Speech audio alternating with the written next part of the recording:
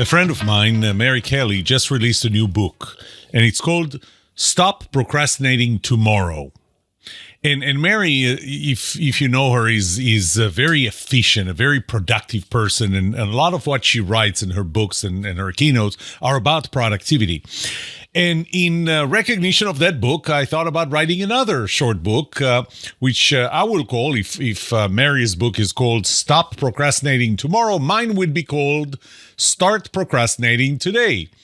I even thought about asking her for using the same graphics, so we'll make these two books a package. So you'll have Stop Procrastinating Tomorrow or Start Procrastinating Today. Okay, I wasn't really going to ask her, and I'm pretty sure she would not agree. And Mary really does believe that procrastination is bad, and I don't really intend to write a book about procrastination. But it was important enough to talk about it here. I do use procrastination a lot in my keynotes, in my workshops, and even in my books. So in this episode, I'll talk about the relationship between procrastination and trust, and, offer my position on why maybe you should consider procrastinating. And I'm going to do all of that right after this.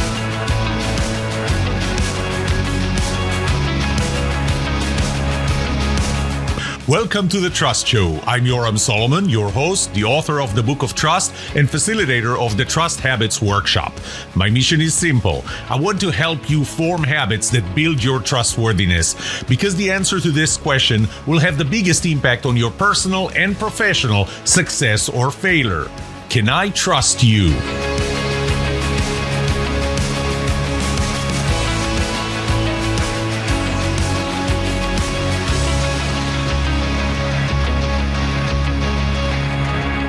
Okay, so you already know about Mary's book, but if you Google the word procrastination, you're going to find that these are like the top articles that come up, or the top links. Procrastination, why it happens, and how to overcome it. The second one is Procrastination, a scientific guide on how to stop, guess what? How to stop procrastination. Or procrastinating. Then there's the Wikipedia definition of procrastination and all. I went to Amazon to search for books on procrastination. So I, just in Amazon, I searched for the word procrastination. Here's what I found. The first one is The Procrastination Cure. Now, just to remind you, cures is what you get for diseases. So apparently, procrastination is a disease that requires cure. The next book was Stop Procrastination, Unleash Productivity, and so on. The third one, How to Stop Procrastinating. Obviously, it's something that you need to stop. The fourth one is Eat That Frog. And no, it's not about frog eating. It's 21 great ways to stop procrastinating. And how to train your brain to stop procrastinating. There's the Stop Solving the Procrastination Problem. So everything is about why you need to stop procrastination. Procrastination is bad, at least according to the Google search or the first results in Google search, or the books that come up if you just look for the word procrastination. When I do my keynotes or workshops, I talk about the fact that trust is relative. And one example that I give about trust being relative is actually about when it's not relative is telling the truth versus telling a lie. And telling the truth, I'm just going to ask you, would you trust someone who knowingly and intentionally lies to you? I think that generally the answer is no, but I would have to say that even that's not 100% clear, because I would have to ask you, well, what do you feel about someone who's lying to you knowingly and intentionally to protect you? They're not telling you something, or they're telling you the opposite of something to protect you. They really care about you. Well, to me, that's a bad thing, but for other people, it's a good thing. So even telling the truth is not 100% absolute, even though when I first asked you the question, would you trust someone who knowingly and intentionally lies to you? Your initial gut reaction would be, no, I'm not going to trust them. So kind of putting telling the truth versus lying in an absolute and universal way. But when it comes to something like procrastination, it's different. So let's first talk about procrastination. So everything that I told you so far, or the Google search and Amazon and Mary Kelly's book, says that procrastination is bad and you need to stop it or cure it or solve it, right? So why is it bad? Well, the first thing is, as you get closer to the end to your deadline, and all of a sudden you find that you need more information and there's no time to get it, you may find that you need something, maybe a tool, that you don't have access to it, and it's too late to try and get access to it. Sometimes you don't know how long it's going to take to get something, and you may think that all you have to do is just, go and ask for it, and then you find that there's a 1 week wait, and, your deadline is less than a week. So it might be too late for something. Now, schedules sometimes get pulled in. So you're waiting for the last moment and you already have a full agenda, and all of a sudden the schedule gets pulled in and now there's no time to do this assignment, which you did have time initially. Stress is an issue. Some people stress over deadlines. Actually, many people stress over deadline. As the deadline gets closer, you stress over it. I have to tell you, I don't necessarily stress over deadlines, but you know how sometimes when I have so much on my plate, I'm like, I can't even start because there's too much and I don't know what to start with. So it's not the same thing, but some people just stress when they get close to the deadline. Then there's life happens. You had the time, you allocated the time. The deadline was next Tuesday. You allocated Monday for it. And then something happens Monday and it's so important and it takes priority. And all of a sudden that Monday is gone and you're not going to be done by Tuesday. And you can't predict the fact that life happens.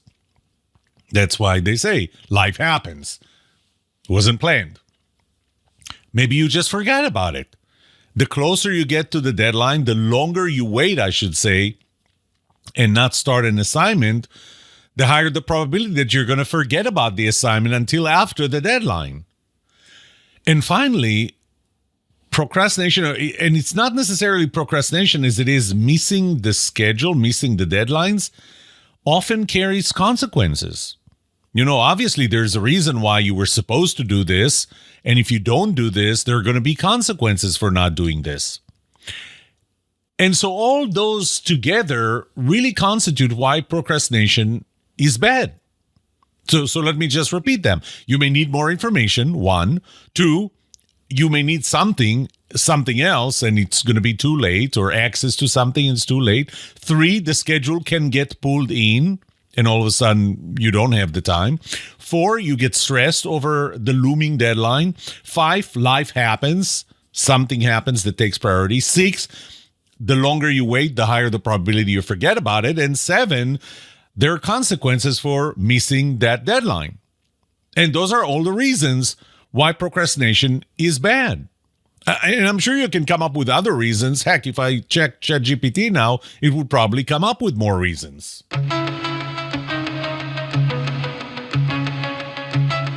Okay, so right after I said maybe I should check with ChatGPT, I thought, why not? Let's check with ChatGPT. So I did check with ChatGPT, and just to see what it has to say about it. And most of the things that I already said are listed here. There's a list of 6 things here, like reduced productivity. When tasks are postponed, less work gets done. 2 is increased stress. I talked about that. Poor time management is 3. When you misjudge how long it's going to take, and that's when you realize that it actually takes longer than you thought. Lower quality of work, people who, and this is what they say, okay? Granted, my question was, why is procrastination bad? I didn't ask why it's good. Actually, soon I'm going to ask why it's good. But lower quality of work because it results in, it's a lack of proper training, planning, hurried execution. That is, if you do. I don't necessarily agree with that it's lower quality of work, by the way, and I'll get to that. Negative impact on mental health. So this is, now we're going past just stress. We're talking about frustration, guilt, and anxiety. And 6, harm to personal and professional relationships. That's a very interesting one, and I'll get back to that because this is going to tie us to trust and to the relativity of trust. Okay, so I just asked ChatGPT what's good about procrastination, and essentially it gives me the same things that I'm going to talk about, so I'll talk about them and then add what ChatGPT had to add to that. So what's good about Chat? By the way, I actually, when I do this, I ask people, when I have an audience in front of me, who's a procrastinator? And, quite a few hands go up, and then we talk about why procrastination is bad, or I talk about why procrastination is bad. And then I asked them who are the procrastinators again, and there are fewer hands that go up the second time after I just talked about 7 reasons why procrastination is bad. But then I started talking about why procrastination is good. And by the way, I am a procrastinator. In general, I can't say that it's 100% and all the time and all, but in general, I consider myself a procrastinator. So why is it good? How can it be good? Mary Kelly, this is for you. Why is procrastination good? Well, first, you get more ideas. The more time passes, the more you have ideas. You have more time to collect new ideas, things you didn't know before. You get better alternatives. Right now you have to do something. There are a couple of alternatives, and you have to decide what's the right approach. There are 2 alternatives, but as time goes by, all of a sudden a third alternative comes up. Just the fact that this problem is in your head and you're thinking about it can create more ideas. Number 4, ideas get to incubate in your head. When I started my career as a professional speaker, I started by talking about creativity and why we get our best ideas in the shower. And maybe that's something that I'll do in one of the future podcast episodes. I'll go back to that talk. But one of the things I said is, in order to generate ideas, new ideas are rarely really new. Often what they are a combination of old ideas. 2 old ideas that had enough time in your brain, incubated in your brain, and are meeting together. They cause you, or they create, the intersection of those old ideas creates a new idea. So if you procrastinate, you have a higher probability of those old ideas incubating in your head and intersecting and creating new ideas. The more you wait, the more people you can ask. I have a general idea of what I want to do, but since I still have time, I run into people and I run it by them, and there are more people that I can ask the longer that I wait. Projects get canceled. You know what? Yesterday was a perfect example for that. I'm about to start teaching a new class at SMU. And I taught this class before, but it has gone through a lot of revisions, and I just decided that I'm going to revise it significantly again. So I needed to do that, and I waited and I waited and I waited for the last minute. Today is Sunday. Tomorrow I was supposed to publish the class. I'm not ready yet. Today, I was going to work on it. The last day, I was going to work on it on the last day before I have to publish. Okay, so I've already worked on it before, and I made some changes, and I feel pretty comfortable that I can complete it in time. But I waited for the last minute. You know what I got yesterday? In this coming semester, which starts in just over a week, they canceled this class. Not enough registration. It's a summer class, so typically registration is lower in summer. But that was, I could have done all the work today, finish it, publish it, and then hear that it was canceled. Or I could have done it before, and then only yesterday I heard that it was canceled. So projects get canceled, and you've already done all the work. Now, in my case, I still need to do it because I'm going to teach it in the following semester. And it already looks like it will open in the following semester. So projects get canceled, schedules sometimes get pushed out. So you hurried and finished it, and then the schedule gets pushed out.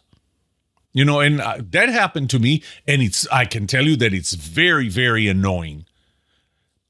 I was told you need to finish this work right now, and this is the deadline, and you have to be done by the deadline. And I was done by the deadline, and then all of a sudden, this thing doesn't go out. It's not going out. Well, because the person that takes it after me, they were not available, they were thinking about it, and so on. You probably heard the phrase, hurry up and wait. Well, that's what happens sometimes. Schedules get pushed out, but you finished. You gave it priority, and it can be very, very annoying. So I would like to know that the schedule doesn't get pushed out. Sometimes things just change. You got the assignment, then there's the deadline. If you work on this assignment, as soon as you got it, there is what's known at that time. But as time passes and you get closer to the deadline, things change. Situations change, circumstances change. And all of a sudden, the work that you've done is almost irrelevant because it was right for the circumstances when you got the assignment rather than the circumstances closer to when you needed to submit it. And finally, I talked about stress. I talked about pressure. Some people are actually better under pressure. To me, take me as an example. My best work comes under deadline, a looming deadline pressure. One of the things that I dislike the most, not to use a stronger word, is when I need to speak in a conference and they want to get my slides two weeks in advance or 3 or 2 months in advance. And it happens quite often. And I understand why, because they're worried that they're not going to get the slides on time, and they're worried that it's not going to work. And I get that. To me, my best work is done the hour before I go on stage. I make some final changes, and those final changes, they get me excited. They get me energized. I remember an episode from... you already know what my most favorite TV show ever is, The West Wing. And there's a part where the president is about to go on debate with his contender. And they are worried because somehow they negotiated that there's only going to be one debate. So if he if he does poorly on that debate, that's going to be bad. He may lose the re-election.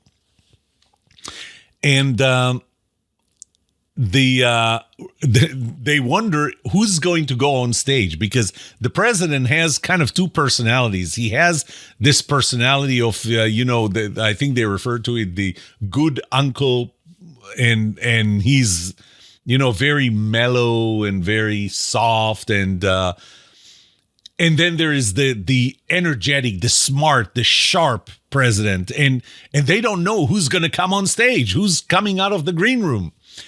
And as he's standing there at the green room talking to his wife,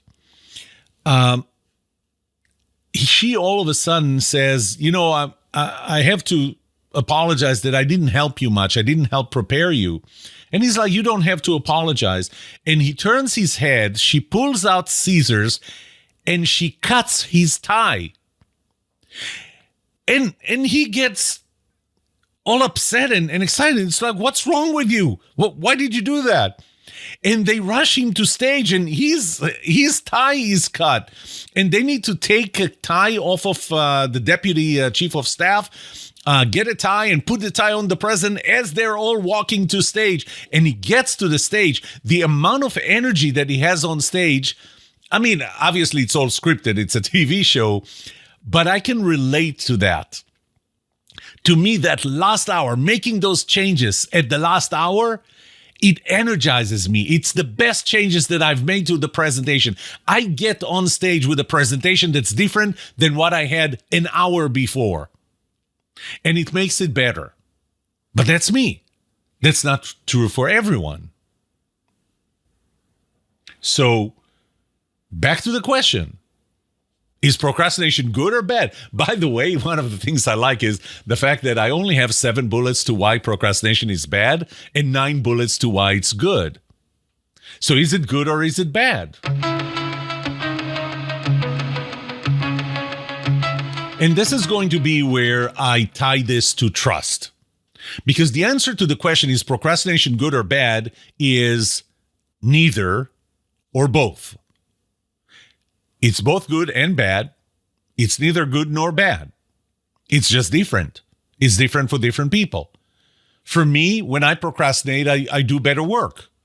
For other people, when they procrastinate, they do bad work, worse work. Some people stress over it. I enjoy it. I thrive on it. But how is that related to trust? Well, we couldn't even agree on whether telling a lie is necessarily bad or good because, we care about the intention. And again, it's more of a personal thing. But it's even more, it's clearer with things like procrastination or risk-taking or other things, but I'll take procrastination here. If you're a procrastinator and I'm a procrastinator, do you trust me? I mean, most likely you would. Why wouldn't you? I mean, the fact that I procrastinate, based on this fact alone, the fact that I'm a procrastinator, you're not going to have a reason not to trust me because you're a procrastinator yourself. Now, if I'm not a procrastinator, I would want to finish everything early, and you're not a procrastinator, you like to finish things early, would you trust me? Yes, you would, because just like you, as soon as I get the assignment, I want to finish it. So procrastinators trust procrastinators. Non-procrastinators trust non-procrastinators. Now, if I was someone who is not a procrastinator, the opposite of a procrastinator, I'll do everything as soon as I got it. And you are a procrastinator. You wait for the last minute. Do you trust me? You don't have a reason not to trust me. So often you will. You will trust me. But if I'm a procrastinator, if I wait for the last minute, and you're not a procrastinator, you do tasks as soon as you get them because you want to get them off your plate, you don't want to wait for the last minute, you stress over it, would you trust me being a procrastinator? I think the answer is a pretty clear no, you don't trust me. Why don't you trust me? Well, because you don't know that I will finish the task. You don't know that life is not going to happen and all of a sudden something else is going to take priority over finishing the task, which for me doesn't happen. You think that the quality is going to be worse because I waited for the last minute. That's not true. Not true for me. And you know that it's going to be poor quality, and you know that it's going to fall on you to fix what I did, and there's not going to be enough time, and now your work is going to have poor quality, and it's going to reflect badly on you. You don't trust me because I'm a procrastinator and you're not. By the way, I just showed you that trust is asymmetrical. It doesn't matter if I trust you. I'm a procrastinator, you're not. I trust you. You're not a procrastinator. I am. You don't trust me. Trust is asymmetrical. By the way, even if both of us are procrastinators, We also have the tendency of seeing things through our glasses, through our lenses, and you can accept the fact that you're a procrastinator, but you may not accept the fact that I'm a procrastinator. Because you procrastinating doesn't stress you. Me procrastinating does stress you. So here's one more example of why trust is asymmetrical. So this is kind of the link between procrastination and between procrastination or non-procrastination and trust. You see, trust is relative. The same behavior that would cause one person to trust you could cause another person to distrust you. That's how I explain the relativity of trust. And in other words, if I'm a procrastinator, I will be trusted by other procrastinators, but I will not be trusted by non-procrastinators. Trust is relative. But I will be remiss if I tell you that I procrastinate without having a plan. I do have a plan, and if you like to procrastinate, you probably need to have a plan as well. So here's my plan. The first thing that I ask myself is, do I get stressed? If I'm someone who gets stressed over deadlines, and by the way, the answer could be different to different deadlines. If I'm going to get stressed over this deadline, I won't procrastinate. I'll get this done over and avoid the pressure, even if waiting might give me a better quality result.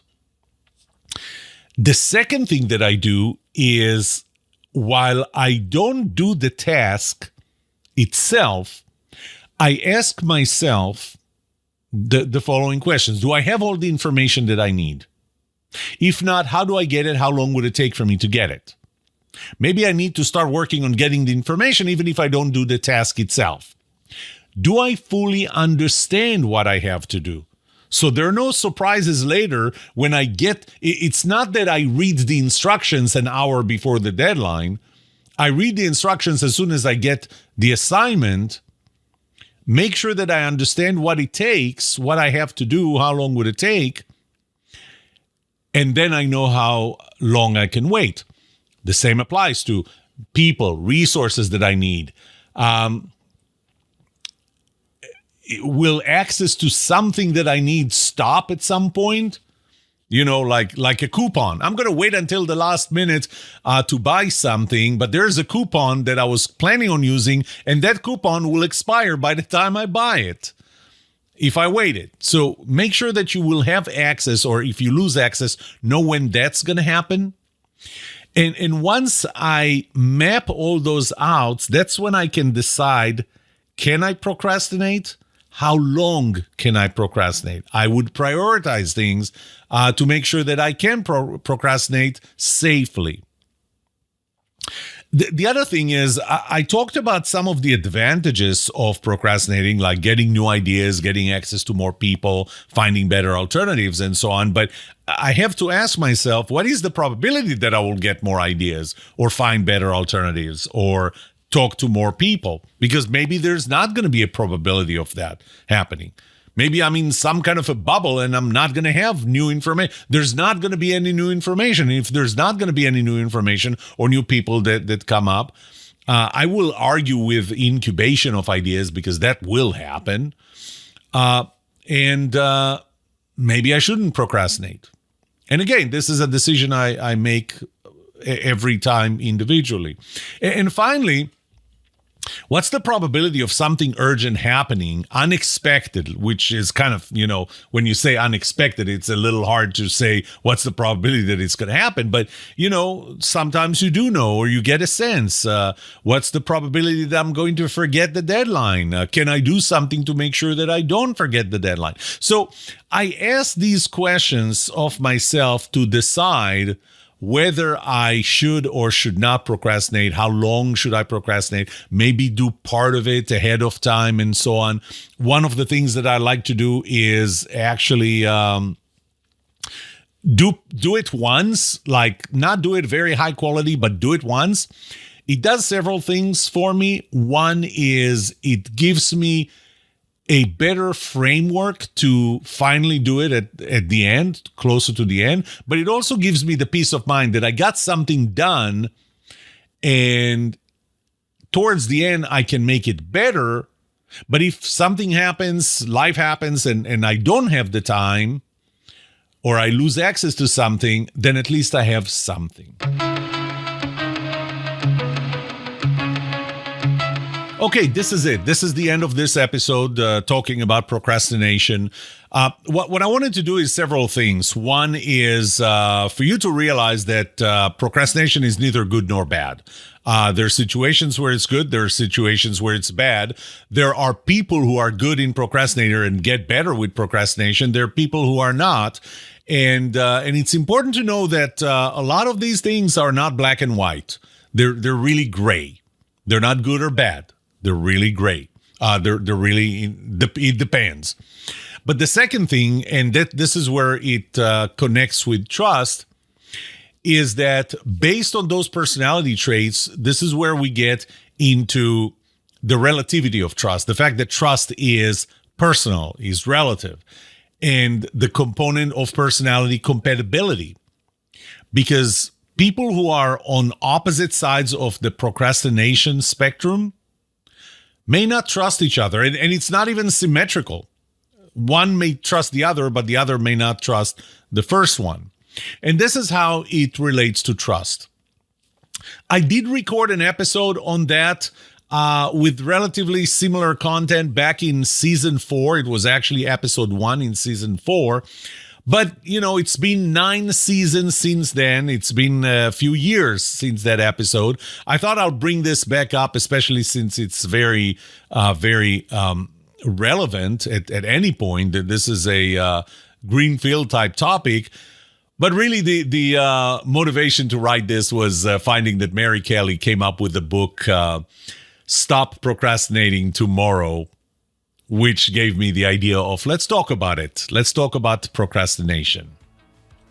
This is it. That's all I have for you today. I hope this made you think a little differently about trust and today about procrastination. May trust be with you. This was The Trust Show.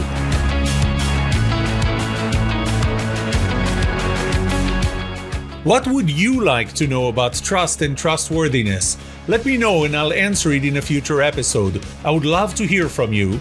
Email me at yoram@thetrustshow.com. If you like this episode, subscribe to the show so you will automatically get notified when I release a new episode. Rate it. Write a review for this podcast because those ratings help not only you, but also others looking for podcasts just like this. If you're looking for more resources to learn about how to build trust, be trusted, or know who to trust, look up my workshops, online courses, books, or go to my website, trusthabits.com. And remember that the answer to these 2 questions will have the biggest impact on your personal and professional success or failure. Can I trust you? And can you trust me? Thank you for listening or watching The Trust Show.